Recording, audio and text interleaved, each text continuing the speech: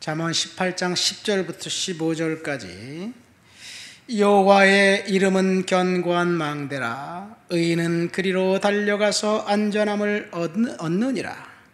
부자의 재물은 그의 견고한 성이라. 그가 높은 성벽같이 여기느니라. 사람의 마음은 교만은 멸망의 선봉이요 겸손은 존귀의 앞잡이니라. 사연을 듣기 전에 대답하는 자는 미련하게 욕을 당하느니라. 사람의 심령은 그의 병을 능히 이기려니와 심령이 상하면 그것을 누가 일으키겠느냐. 명철한 자의 마음은 지식을 얻고 지혜로운 자의 귀는 지식을 구하느니라. 아멘. 잠언을 통해서 은혜를 받기로 합니다. 잠언의 주제는 지혜입니다. 잠언은 아버지가 아들에게 평생토록 지혜를 얻으려고 추구하며 살라는 훈계를 하고 있습니다. 아들아, 아비의 훈계를 들으며 주의하라. 내 법을 떠나지 말고 지혜를 얻으며 명철을 얻으라. 지혜를 버리지 말아라. 지혜가 제일이다. 지혜를 얻는 것이 모든 것을 얻는 것보다 더 낫다. 명철을 얻으라. 내 말을 받으라. 이런 말씀이 구구절절히 나와 있습니다. 아버지는 아들에게 지혜를 구하라고 당부하고 있습니다. 왜 그러냐? 지혜는 반드시 보상이 있기 때문입니다. 지혜를 얻는 것이 은을 얻는 것보다 더 낫다고 이야기합니다. 지혜가 진주보다 더 낫다고 이야기합니다. 왜 지혜가 은과 진주보다 낫느냐? 그것을 얻으면 은과 진주와 돈도 얻을 수 있기 때문에 그렇습니다. 그래서 지혜 우편에는 손에는 장수가 있고 그 좌편 손에는 부귀가 있나니 이렇게 이야기하기도 합니다. 그럼 도대체 지혜가 뭘까요? 오늘 우리는 본문 10절부터 15절까지 잠언 18장을 통해서 진짜 지혜가 뭘까 한번 생각해 보려고 합니다. 10절과 11절 말씀 한번 다시 볼까요? 여호와의 이름은 견고한 망대라. 의인은 그리로 달려가서 안전함을 얻느니라. 부자의 재물은 그의 견고한 성이라. 그가 높은 성벽같이 여기느니라. 두 종류의 사람이 있습니다. 어떤 사람은 여호와의 이름, 그 이름 속에 지혜가 있다고 생각합니다. 그래서 지혜로운 사람은 여호와의 이름을 견고한 망대로 삼고 하나님을 의지하고 그곳으로 달려가는 사람이 지혜로운 사람일 것 같습니다. 그런데 어떤 사람은 재물은 견고한 성이라. 재물은 높은 성벽 같아. 그 돈을 견고한 성과 성벽이라고 생각하면서 돈이 최고라고 생각하는 사람, 누가 진짜 지혜자일까요? 그래서 오늘 말씀의 제목은 지혜와 어리석음은 한 끗 차이다라는 이야기예요. 하나님을 의지하고 살 것인가? 아니면 돈, 이 세상 것을 추구하며 살 것인가? 15절 말씀 보세요. 명철한 자의 마음은 지식을 얻고 지혜로운 자의 귀는 지식을 구하느니라. 명철이라는 말의 사전적인 의미는 청명하고 사리에 밝은 것을 말합니다. 그래서 지혜와 동의어입니다. 잠언에서 지혜는 와이즈고 위즈덤이고, 그 다음에 명철은 언더스탠딩입니다. 그래서 명철은 이해력이에요. 무엇을 이해하는 것일까요? 오늘 본문 말씀을 보면 이 진지혜는 하나님의 이름을 의지하고 사는 것이 지혜이고, 어리석음은 돈을 추구하고 사는 것이 어리석음이라는 사실을 이해하는 것, 이것이 명철인 것 같습니다. 그래서 지혜로운 자는 하나님의 이름을 견고한 망대라고 인정하면서 그 이름 속에, 하나님 속에 숨어 들어가 사는 사람입니다. 구약에서 가장 많이 나온 하나님의 이름은 야훼, 여호와입니다. 이 야훼와 여호와는 동일한 말인데 발음을 다르게 한 거예요. 이 야훼 하나님은 그 모세가 호렙산에서 하나님 만났을 때 도대체 당신이 누굽니까? 누구라고 말합니까? 그러니까 너는 스스로 있는 자다. 영어로 who I am. I am that I am 그럽니다. I am이라는 뜻이에요.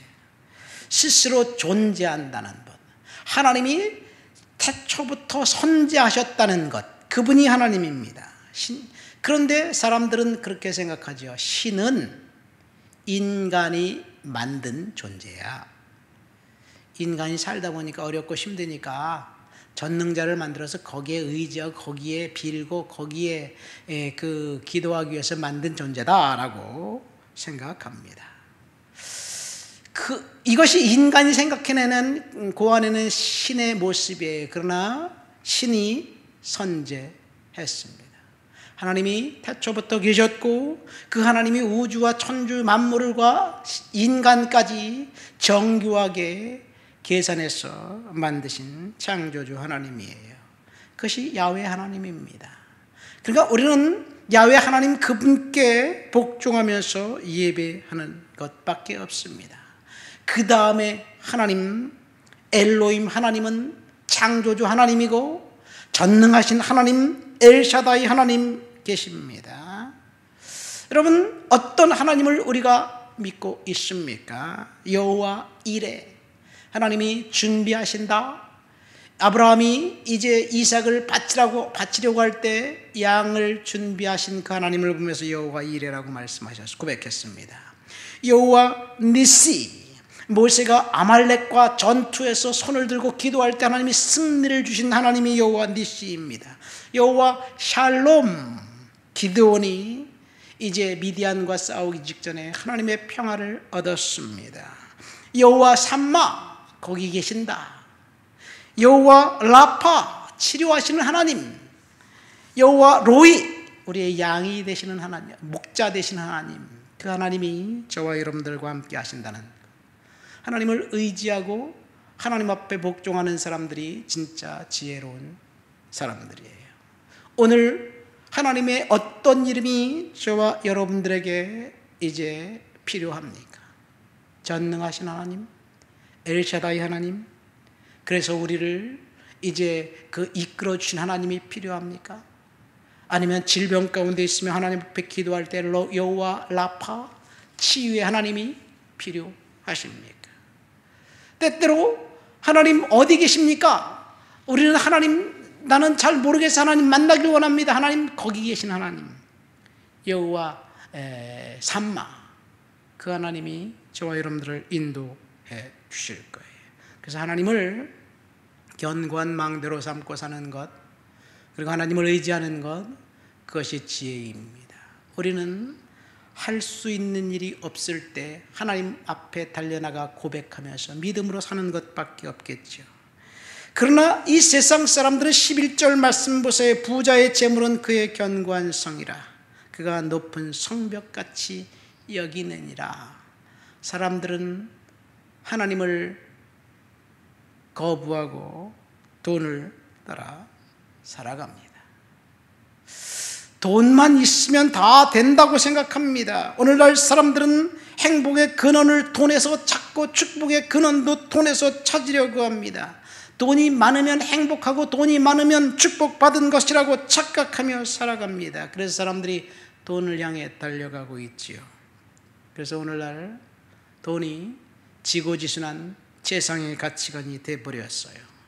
돈이 있으면 다 용서되고 돈만 있으면 비리도 감출 수 있고 돈만 있으면 범죄한 것도 다른 사람에게 책임을 뛰어넘길 수 있는 것이 오늘날 우리 시대가 되어버렸어요. 그래서 돈을 추구하는 것이 가장 지혜로운 것처럼 착각하게 만들고 있습니다. 이 세상에서 일어나는 사건, 사고의 80% 이상은 돈과 연관되어 있습니다. 물론 돈과 관계없이 또 범죄를 저지르는 것들이 있어요. 그건 음란 문제 이런 것들이 있을 수도 있겠지만 어쨌든 돈이 사회악의 만악의 뿌리가 됩니다. 돈의 탐욕의 노예가 된 사람들이 자신을 위해서 살인까지도 결코 저지르지 말아야 할 그 일들도 저지르는 것을 볼 때 돈은 인간을 그 가치를 손상시키는 것이지 돈이 인간에게 행복을 가져다 주고 인간다운 삶을 살게 하는 것은 아닌 것 같습니다. 물론 우리가 이 땅을 살면서 경험으로 볼 때 돈이 편리하기는 해요. 돈이 없을 때는 참 힘들지만 돈이 있으면 편하기는 합니다. 그러나 결코 돈이 인간을 행복하게 만들어줄 수 없습니다. 하나님이 우리에게 돈을 주신 이유는 사회적 책임을 다하라는 이야기예요. 세상을 그 주신 돈으로 섬기고 살라는 이야기예요. 이것이 달란트의 비유고 이것이 불의한 청지기의 비유입니다.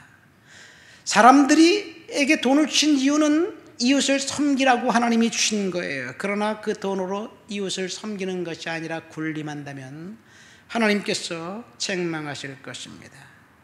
사람들은 흔히 우리가 고통당하는 것은 돈이 없기 때문에 라고 생각합니다. 그러나 돈이 없기 때문에 고통당하는 것은 아니에요. 사실은 부자면 고통이 없나요? 부자가 훨씬 더 많이 고통당합니다. 왜? 돈에 집착하기 때문에. 실제로 뉴욕타임즈에서 오래된 이야기지만 돈과 행복의 함수 관계를 이제 조사한 적이 있어요. 그런데 돈과 행복과는 전혀 관계가 없다. 오히려 돈을 추구하는 것이 행복을 저해한다는 그런 그 결과를 발표했습니다. 돈을 추구하면 안 되는 몇 가지 치명적인 피해를 이야기하는데, 첫째, 돈이 삶의 의욕을 약하게 만든다. 돈 때문에 삶의 의욕이 강한 것 같지만 사실은 아니에요. 돈 때문에 의욕이 약해지고 돈 때문에 지루해집니다. 왜? 돈이 이미 있으니까. 땀을 덜 흘리며 번 돈일수록 죄책감과 열등감을 더 많이 느낀대요. 그리고 돈을 추구하는 것이 감정이 메마른 사람이 되게 만들기도 한다고 합니다. 그렇습니다. 돈이 우리 집 거실에 가구는 바꿔줄 수 있어도 우리 집에 행복은 가져다 줄 수 없습니다. 돈이 침대는 살 수 있어도 돈이 잠은 살 수 없습니다. 돈이 대저택은 살 수 있지만 행복한 가정은 만들 수 없습니다. 돈으로 자신이 원하는 것은 모두가 다 살 수 있지만, 심지어 수천 평의 땅도 살 수 있지만 천국에서는 단 한 평의 땅도 살 수 없습니다. 돈이 우리가 구하고 싶은 것 다 구할 수 있는 것 같지만 사실 돈 때문에 진짜 필요한 것은 구하지 못하게 됩니다. 돈이 아무리 많다 하더라도 하나님 부르시면 가야 될 터인데 무엇 때문에 거기에 우리가 집착하고 살아가는지 모르겠습니다. 오늘 본문 말씀 10절과 11절 말씀 보세요. 여호와의 이름은 견고한 망대라. 의인은 그리로 달려가서 안전함을 얻느니라. 부자는 그가 재물이 견고한 성읍이라고 착각하고 있는 거예요. 그래서 지혜는 하나님의 이름을 의지하고 사는 사람들이 지혜로운 사람입니다. 우리 하나님 의지하며 오늘도 살아가면서 지혜로운 하나님의 자녀답게 이렇게 살아가시게 되시길 예수님 이름으로 축원드립니다. 하나님 아버지 감사합니다. 하나님을 의지하며 견고한 망대, 하나님을 피난처로 삼고 오늘도 살아가도록 도와주옵소서. 예수님 이름으로 기도합니다.